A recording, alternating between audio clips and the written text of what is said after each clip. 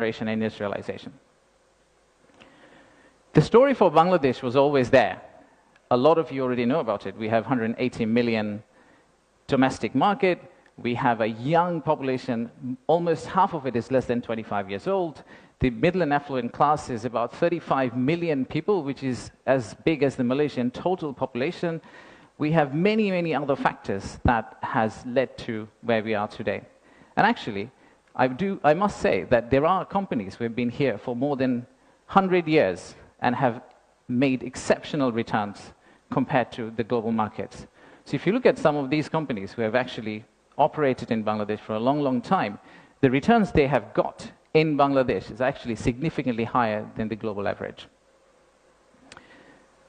And today, we also have a fantastic news that one of our own startups called ShopUp, the news came out about an hour ago in Bloomberg that the Saudi sovereign PIF, their investment arm called Sanabil Investments, they have actually co-led a round of $110 million along with Peter Thiel's Valor Ventures to invest in one of our own startup to go global. So let's give a big round of applause to ShopUp.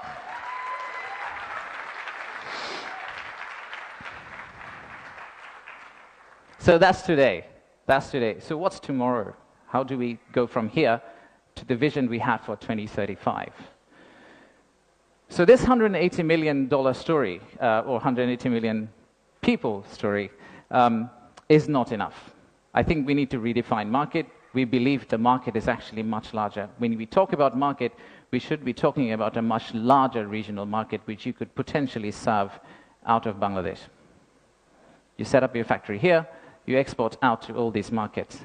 At the same time, I would expect these markets to set up their factories and push it back to Bangladesh. Use the ports of Bangladesh and potentially export out to the rest of the world.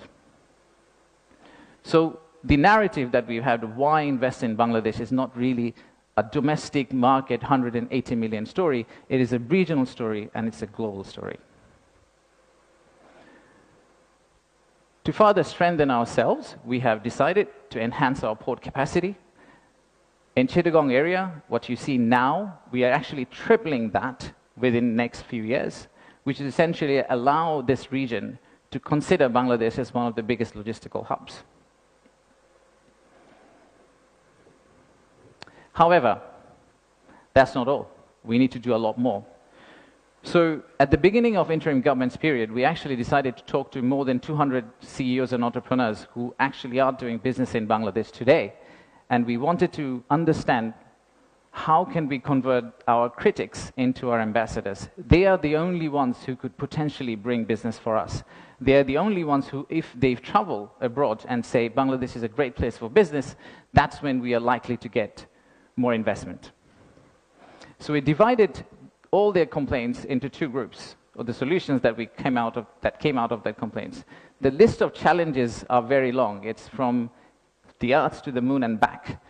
But we whittled it down to a few action items, some of which are short-term wins, so some of that you see here, some of which are actually long-term policy reforms that we would like to also undertake and set the direction of travel for the country in the right course so that the incoming government, the next government, the political parties who come and start driving this economy, they can follow the same script for us. I'll give you a few examples. Let's start with, we talked about a true one-stop service. There are two elements of one-stop service. The first one is the human element, and then there is a digital element. In the human element piece, what we have decided to do is we are going to co-locate the primary agencies, the high touchpoint agencies for our investors in one location. So that instead of the investors walking around different ministries, and we have a lot of them in Bangladesh, they all come to one office and they end up meeting everyone. We've also decided, like banks, and I am from banking, I guess that helped, that we are going to set up a relationship management team under BIDA. What it would essentially do is, just like a corporate banking, relationship banking manager, he would hold hand of the investor and walk them around the landing process. Let's take another example. Our friends in National Board of Revenue helped us set up the authorized economic operator. It's essentially the green channel, or widely known as the green channel setup, where if you're a good customer, you are able to circumvent some of the custom checks and fast-track your process through the ports. That has been picked up as one of the biggest challenges that we have, the time it takes to go from your factory all the way to your customer. And finally, let me show you one more example of policy change. So as you all know, there are many government agencies. We also know there's private sector. The dialogue between private sector and government agencies has not necessarily always been the most collegial. So how do we break that apart? The first thing we need to do is to club the government agency into one. We need to show one face. We need to be one outfit for our customers, our investors, and then create a bridge between our private sector and the government of Bangladesh. So what we are planning to do is to set up a private sector advisory council that will actually counsel the head of state directly on a regular basis, essentially voicing the changes that they would want to drive the economy forward. So these are some of the examples of what we are planning to do. And if we are able to do that, we do believe that we will get to the end, the vision we have for 2035.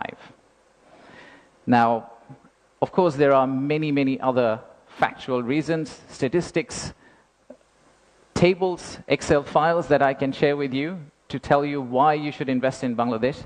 In fact, the next slide will have a QR code which you can scan and download, which will have essentially this presentation. So you didn't have to take the photos of the presentation, by the way. You will have this presentation, and you will also have an appendix of facts and figures and why we think competitively we're actually in a very better place than our competitors. So please watch out for the QR code. But before I go there, I would really like to finish off with this. There are economic reasons to invest in Bangladesh, but I really don't want you to invest in Bangladesh for the economic reasons. If you really think about investing in Bangladesh, think about investing in Bangladesh because of the transformational journey you're going to be part of. For the odd mixture of warmth and resilience our people have, and our century-old culture paired with the shared values that we have with you.